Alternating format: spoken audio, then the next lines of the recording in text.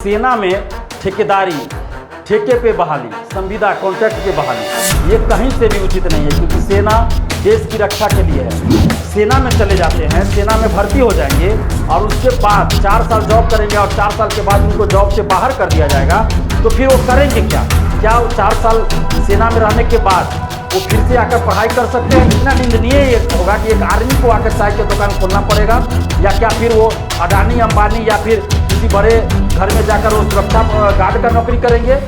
SIS security जो है उसमें जाके वो बहाल होंगे? ये क्या देश की सेना के लिए ये शर्मिंदगी की बात नहीं होगी?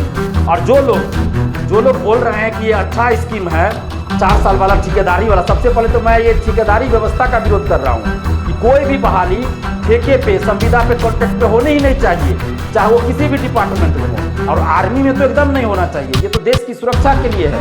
ये प्रधानमंत्री के लिए भी ये कर दीजिए कि प्रधानमंत्री के पद पर भी कोई 4 साल से ज़्यादा नहीं रह सकता है एक आदमी।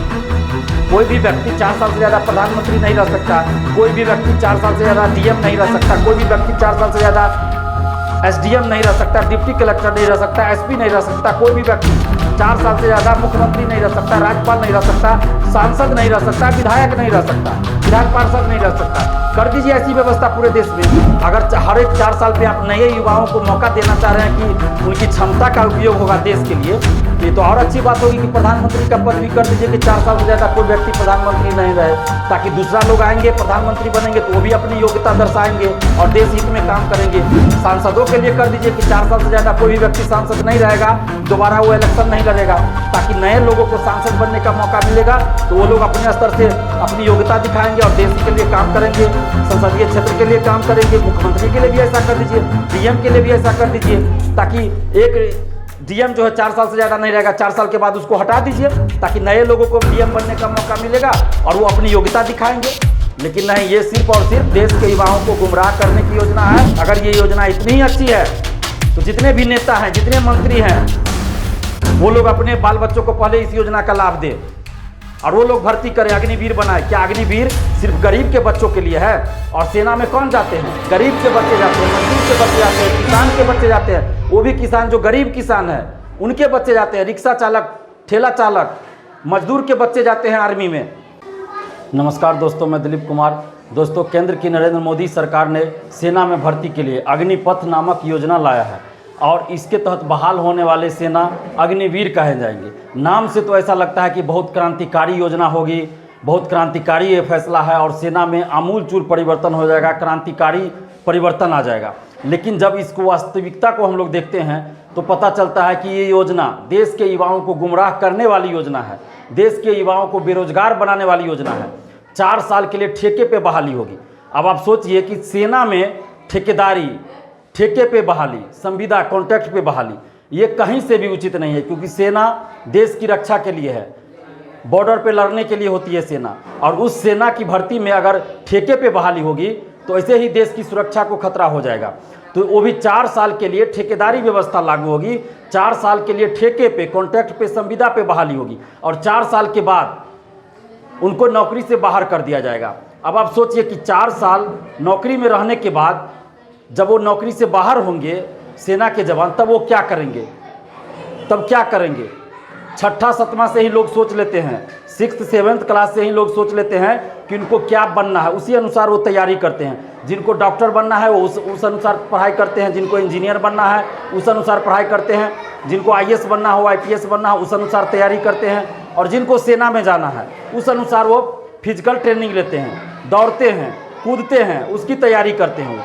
और जब मैट्रिक इंटर पास करने के बाद वो 3-4 साल तैयारी करते हैं, उसके बाद वो सेना में चले जाते हैं, सेना में भर्ती हो जाएंगे और उसके बाद 4 साल जॉब करेंगे और 4 साल के बाद उनको जॉब से बाहर कर दिया जाएगा।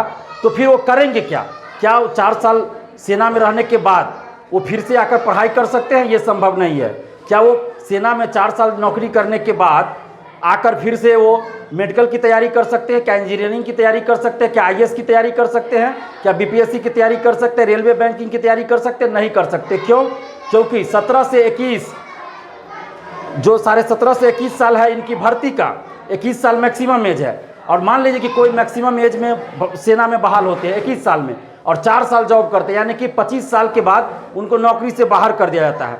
तो क्या 25 साल के बाद कोई मेडिकल की तैयारी शुरू करेगा, कोई इंजीनियरिंग की तैयारी शुरू करेगा, और इन 4 सालों में जो वो सेना में रहेंगे तो सेना में वो ड्यूटी करेंगे, देश की रक्षा करेंगे। वैसी स्थिति में क्या वो पढ़ाई कर सकते हैं? उनका तो पढ़ाई पूरा छूट जाता है। और सेना में भर्ती होने से पहले भी 4 साल 3 साल उनको तैयारी करनी पड़ती है फिजिकल की, दौड़ की। तो उसके बाद सेना में भर्ती होने के बाद और सेना में भर्ती होने से पहले, यानी कि 4 साल पहले 4 साल बाद, तो उनका पढ़ाई पूरा छूट जाता है। यानी कि 8 साल से 10 साल वो कोई पढ़ाई ठीक से नहीं कर पाएंगे। उसके बाद वो क्या इंजीनियरिंग की तैयारी कर पाएंगे, क्या आईएएस की तैयारी कर पाएंगे? कुछ नहीं कर पाएंगे। पढ़ाई संभव ही नहीं है उसके बाद, क्योंकि पढ़ने की उम्र में वो देश की रक्षा के लिए बॉर्डर पे तैनात रहेंगे, देश की सुरक्षा में तैनात रहेंगे, देश के लिए लड़ते हैं। तो उसके बाद वो आके पढ़ाई कैसे कर सकते हैं? ये संभव ही नहीं है। और मेडिकल की तैयारी अलग है, इंजीनियरिंग की तैयारी अलग है, आईएएस की तैयारी अलग है, बीपीएससी की तैयारी अलग, हर जॉब का अलग अलग नेचर है और उसकी प्रिपरेशन जो है अलग अलग किया जाता है, उसका सिलेबस अलग होता है। आर्मी का अलग है, मेडिकल का अलग है, आपको आईएएस की तैयारी का अलग है, सबका सिलेबस अलग है और उस अनुसार लोग अलग अलग तैयारी करते हैं। अगर आर्मी का सिलेबस आईएएस का सिलेबस होता तो हम मानते हैं कि 4 साल जॉब करने के बाद भी वो आके आईएएस की तैयारी करेंगे, लेकिन ये संभव नहीं है। ये देश के युवाओं को सिर्फ और सिर्फ गुमराह किया जा रहा है और 4 साल बाद उनको बेरोजगार बना दिया जाएगा। और ये जो कहा जा रहा है कि 25% को हम अदर में वरीयता देंगे, प्राथमिकता देंगे, तो 75% क्या करेंगे? फिर 75% जो बाहर होंगे वो क्या करेंगे? क्या बाहर आके वो आर्मी पकौड़ा वाला, आर्मी चाय वाला, आर्मी मोमो वाला ये दुकान चलाएंगे? क्या ये अच्छा लगेगा कि जो कल तक देश की सेवा में, देश के लिए जान देने के लिए तैयार थे, जो देश के लिए लड़ रहे थे, अपना जान न्यौछावर करके लड़ रहे थे, वो अगर सड़क किनारे चाय का दुकान खोले, सड़क किनारे मोमो का दुकान खोले, सड़क किनारे पकौड़ा का दुकान खोले और आर्मी चाय वाला, आर्मी मोमो वाला लिख कर दुकान चलाए, तो क्या ये अच्छा लगेगा? जो आदमी देश के बॉर्डर पे तैनात है, देश की सुरक्षा में तैनात है, देश के लिए लड़ रहे हैं, देश के लिए अपनी जान तक देने के लिए तैयार है, वो आदमी 4 साल के बाद उनको नौकरी से बाहर कर दिया जाए और वो फुटपाथ पर आकर दुकान खोलने के लिए विवश हो जाए, तो ये कितनी जो है गलत बात होगा, कितना गलत बात होगा, कितना दुर्भाग्य होगा इस देश का, कितना गलत ये बात होगा, कितना निंदनीय होगा कि एक आर्मी को आकर चाय की दुकान खोलना पड़ेगा। या क्या फिर वो अडानी अंबानी या फिर किसी बड़े घर में जाकर वो सुरक्षा गार्ड का नौकरी करेंगे, SIS सिक्योरिटी जो है उसमें जाके वो बहाल होंगे? ये क्या देश की सेना के लिए ये शर्मिंदगी की बात नहीं होगी?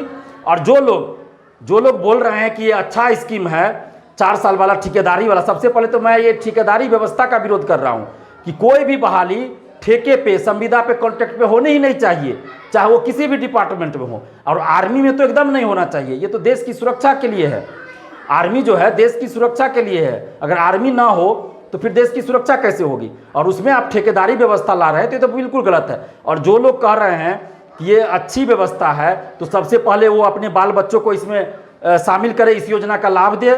जो लोग भी कह रहे हैं कि ये अच्छी स्कीम है, अच्छी योजना है, तो वैसे लोग अपने बाल बच्चों को क्या इस स्कीम का लाभ देना चाहेंगे, दिलवाना चाहेंगे?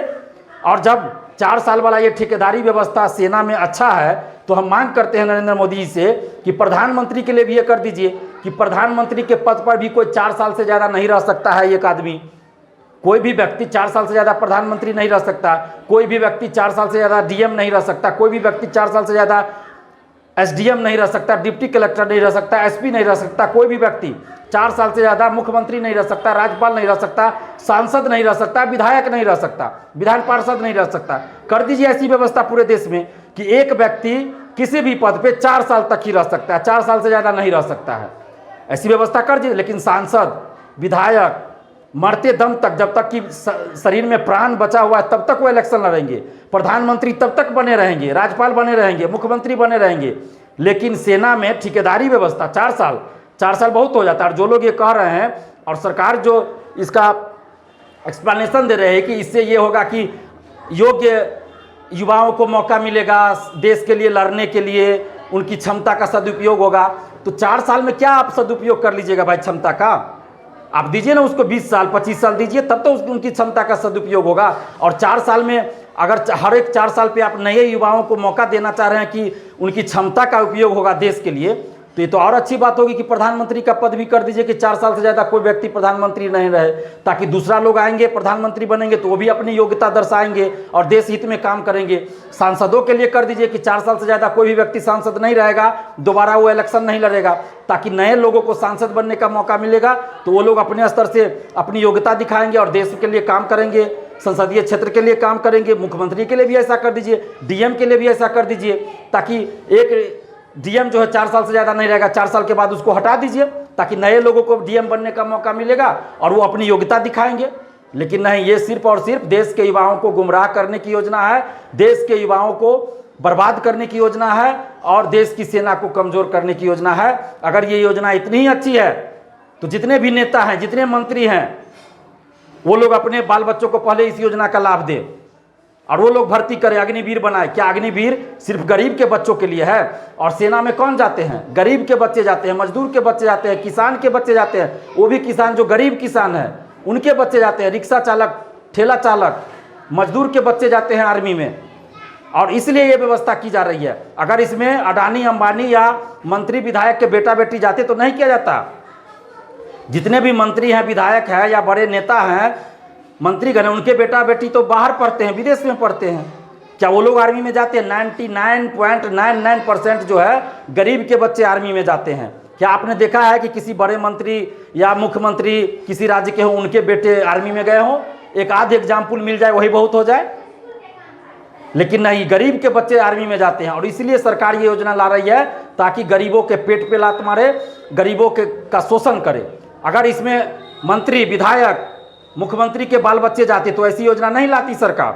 अगर ये योजना अच्छी है तो मैं कह रहा हूं अभी भी कि मुख्यमंत्री, प्रधानमंत्री, राष्ट्रपति, राज्यपाल, DM, SP, SDO, BDO, collector, सबको 4 साल कर दीजिए कि मैक्सिमम कोई भी आदमी 4 साल ही रह सकता है। 4 साल के बाद उसको नौकरी से बाहर कर दीजिए ताकि नए लोगों को मौका मिलेगा। लेकिन नहीं, ऐसा नहीं किया जाएगा। सिर्फ आर्मी में ठेकेदारी व्यवस्था, तो ये देश की सेना को कमजोर करने की साजिश है। इस साजिश को विफल करना होगा। और आज जो बिहार में 2 दिन से पूरे बिहार में आंदोलन चल रहा है, तो ये छात्रों का स्वतः स्फूर्त आंदोलन है। इसमें किसी शिक्षक की कोई भूमिका नहीं है, ये स्वतः स्फूर्त आंदोलन है।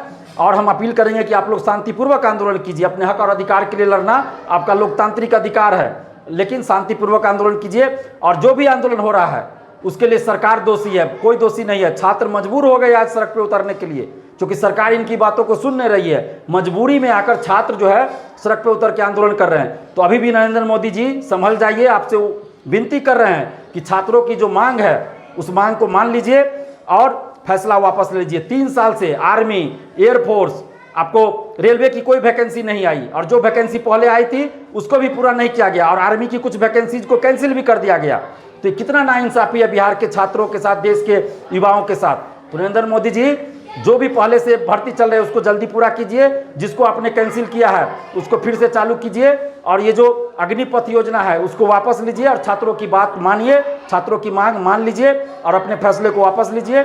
और आप जितने भी छात्र हैं, आप सबसे यही अपील करेंगे कि अपने हक और अधिकार के लिए आप आंदोलन जरूर कीजिए, लेकिन लोकतांत्रिक ढंग से और शांतिपूर्वक। धन्यवाद। जय हिंद।